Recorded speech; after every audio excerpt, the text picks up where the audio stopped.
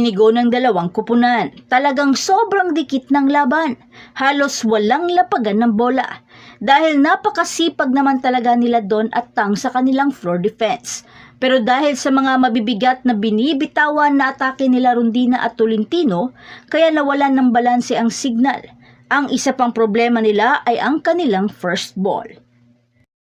Isa rin sa nagpapaganda sa laban ang kabaklaan ni Mars Alba habang naglalaro. Talagang aliw na aliw ang karamihan sa kanya.